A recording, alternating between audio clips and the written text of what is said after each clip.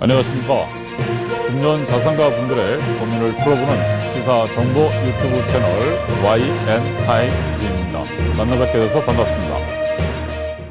오늘은 미처분 이익 잉여금 회수 방법, 페이백, 이익 소각 두 번째 이야기 부분들에 대한 것을 가지고 여러분들과 같이 한번 검토해 보도록 하겠습니다. 이제 3월이 됐습니다. 이제 많은 회사들에서 이제 결산 보고서가 나오게 될 거고요. 그 결산 보고서에 따라서 이익 잉여금 부분들에 대한 것이 나오는 회사들이 상당히 있을 겁니다.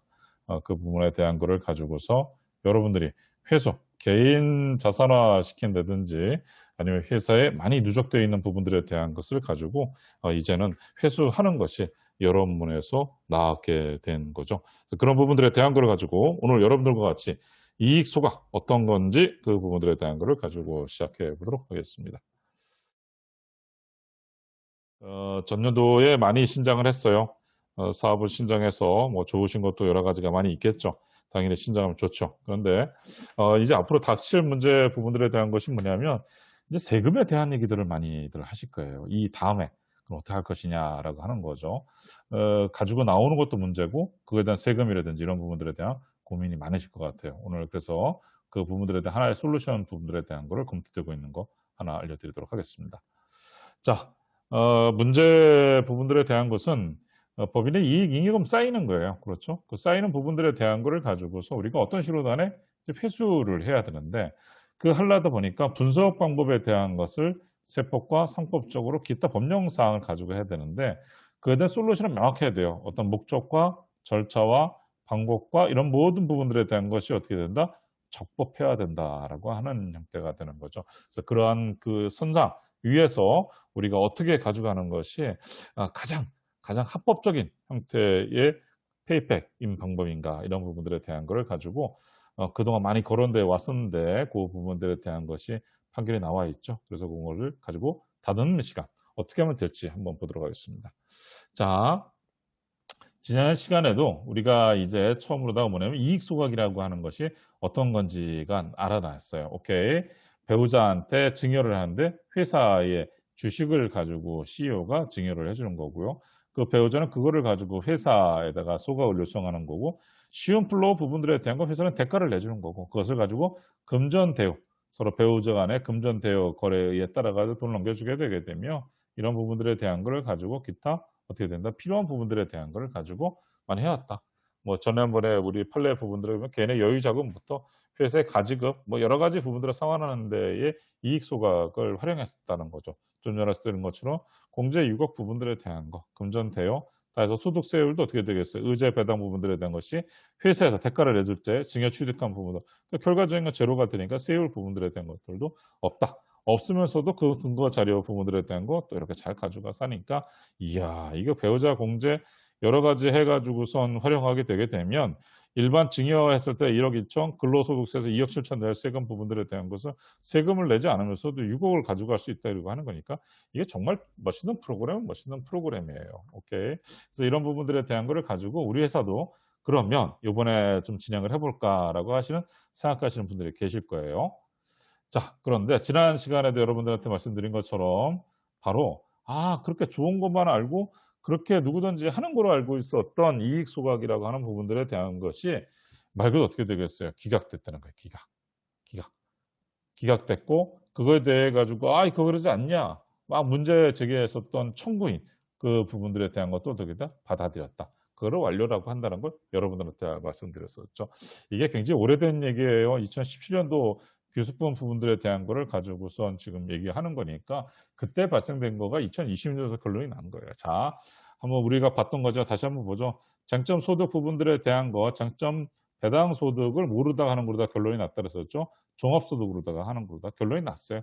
왜 그러냐면 이 부분들에 대한 걸 가지고 관계법령, 국세법법 14조, 소득세법 17조, 소득세법 제101조 이런 관계법령 부분들에 대한 걸 가지고 아무리 따져봐도 어디서 조세심판원에서 아무리 따져봐도 그 부분들에 대한 것은 조세 회피 목적으로밖에 볼 수 없기 때문에 이 부분들에 대한 걸 종합소득에 과세하는 부분들에 대한 것은 당연하다. 오케이. 그래서 이런 부분들에 대해서 청구인이 이거 부당하지 않냐 올린 거에 대해서 어떻게 됐다? 기각 처리했었다고 하는 것을 지난 시간에도 말씀드렸고 다시 한번 여러분들한테 말씀을 드립니다. 그렇다 그러면 오늘 이 시간에서는 우리가 이 관련되어 있었던 법령 부분들에 대한 거를 가지고 한번 들여다볼 필요성이 있지 않냐 이거죠.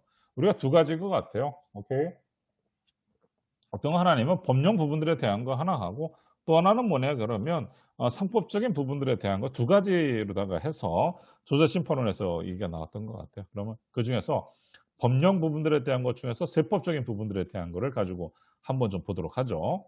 자, 첫 번째 나왔던 게 뭐냐 그러면 국세기본법 14조예요. 국세기본법 14조가 뭐냐 그러면 여러분도 어렵게 생각하지 마세요. 국세기본법 14조는 뭐냐면 실질과세라고 하는 거예요. 실질과세. 실질과세가 뭐냐 그러면 누군가가 소득이나 수익이 있어요. 그런데 그것이 귀속이 명의일 뿐이고 이건 그 다른 사람이죠. 사실상의 귀속자가 따로 있을 때는 사실상 귀속자가 되는 자를 납세 의무자라 하여 세법을 적용한다. 이게 뭐야? 이게 실질적으로다가 그 돈을 가져가는 사람한테 뭐 한다? 그 사람한테 과세하겠다라고 하는 얘기가 되는 거예요. 이걸 뭐라 한다? 실질 과세 원칙이라고 한다는 거예요. 오케이. 그래서 이 부분들에 대한 걸 보게 되면 두 번째 2항 세법적 과세 표준의 계산에 관한 규정은 소득, 수익, 재산, 행위 또는 거래의 명칭이나 형식과 관계없이 실질 내용에 따라 적용한다. 2020년 부분들에 대한 6월 9일에 개정한 내용이네요. 바로 이런 내용이죠. 뭐냐 그러면 한 사람에서 두 사람에서 이렇게 갔다가 하든 어떻게 이렇게 가든 어떤 식으로 실질적인 거는 누구냐면 여기에 있는 A라고 하는 사람이 그 돈에 대한 마지막 소득에 대한 귀속조가 돼버린다 그러면 누구한테 이 사람들한테 과세하는 게 아니라 바로 이 사람한테 과세를 하나. 이건 뭐다? 실질 과세 원칙이라고 하는 얘기가 돼요. 오케이. 그래서 요 부분들에 대한 거를 가지고 그러니까 이익 소각이라고 하는 부분들에 대한 것을 대표자가 배우자한테 주식을 주든 주는 것 부분들에 대한 건 문제가 들지 않는데 그런데 결과적인 건 어떻게 된다? 마지막에 대표한테 다시 돌아오는 형태로도 아까 같이 그림에서 보여드린 것처럼 한다 그러면 실질 과세에 위반되기 때문에 당연하게 거기에 대해서 부과되는 거다라고 하는 그런 법리적 근거를 마련했네요. 오케이.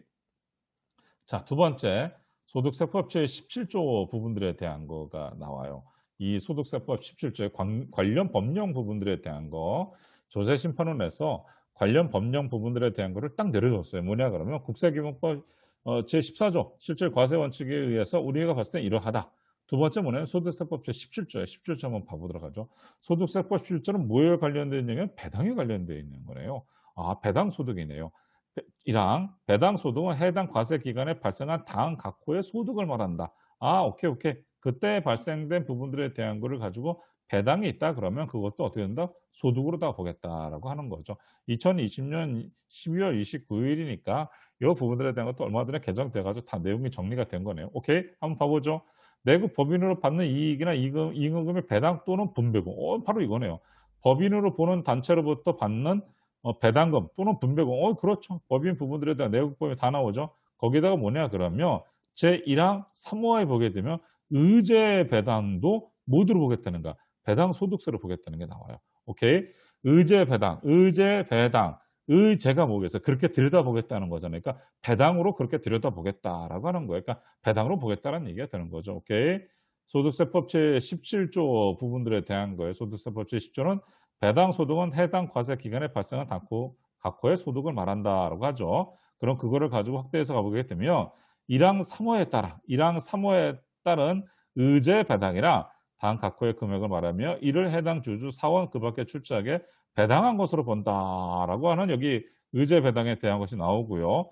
여기에 따라 가지고 뭐냐면 주식의 소각이나 그렇죠. 우리 좀 소각 얘기 나오죠. 주식의 소각이나 자본의 감소로 인하여 주가가 취득하는 금전 그 밖의 재산 가액 또는 퇴사, 탈퇴, 출자의 감소로 인하여 사원의 출자가 부득이하게 취득하는 금전 이런 부분들에 대한 것들도 다 모르겠다. 배당을 보겠다는 거죠. 주식의 소각이나 여기 소각이 나오네요. 그렇죠. 그러니까 소각 부분들에 대한 것들도 결과적으로 뭐로 보겠다? 배당 소득으로 보겠다라고 하는 게 이 법령에도 명확하게 나와 있습니다. 자, 하나 더 끝으로다가 해가지고서 조세심판에도 인용됐던 게 뭐였었죠? 소득세법에 대한 거죠. 소득세법 몇 조예요? 101조 부분들에 대한 거죠. 소득세법 101조 부분들에 대한 내용을 보니까 이거는 뭐냐 그러면 양도소득의 부당행위 계산이네. 양도소득이라고 했어요. 그러면 이 양도소득이라고 하는 것을 가지고서 봤을 적에 이거를 인위적으로 다 감소시키려고 한다. 뭐 그러면 그거는 여태간에 잘못된 거다. 그래서 부당하게 계산했으니까 그건 안 되겠다라고 얘기를 해 주는 거예요. 양도소득에 대한 부당.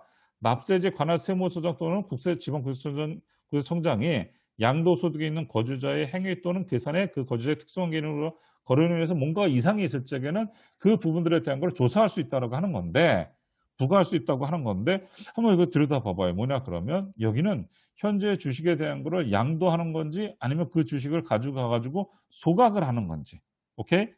그러면 양도소득의 부당에 해당이 계산한 부분들에 대한 거는 무슨 말인지는 알겠는데 이 부분들에 대한 이 법령상으로 봤을 적에는 지금 소득세법 101조는 이 양도소득의 부당행위 계산에 내용이 들어간다 안 들어간다? 그거는 아닌 것 같아요. 오케이?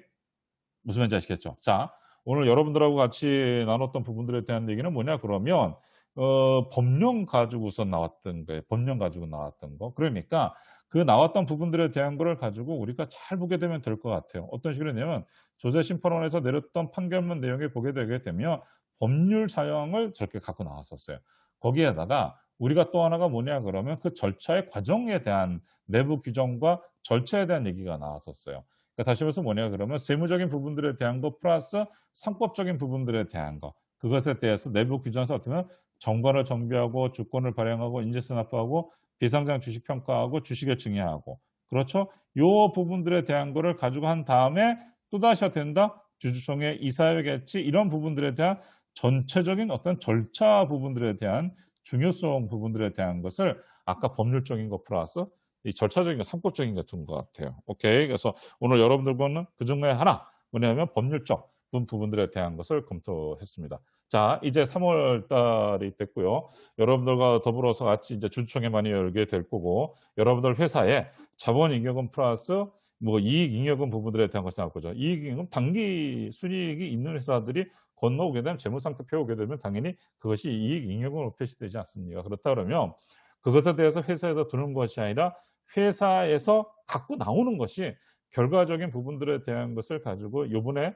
잠시 보류가 됐지만 간주 배당소득세 같은 거 이런 것들이 오래 보류가 될 것 같지 않아요. 시간 지나게 되면 분명히 다시 나올 거란 말이에요. 그럼 나오게 되게 되면 회사에 있을 적에 그 부분들에 대한 세금 부분들에 대한 거 부과하겠다는 거잖아요. 그렇죠? 그러면 왜 회사에 둬가지고 세금만 높이는 그런 결과를 처리하냐죠. 그럴 필요 없이 이 부분들에 대한 세금을 적게 부담하면서 갖고 나올 수 있는 그리고 이미 판례가 나와 있기 때문에 판례 내용을 잘 검토하게 되게 되면 합법적으로 갖고 나올 수 있는 이러한 방법을 가지고 진행하시는 게 좋을 것 같습니다.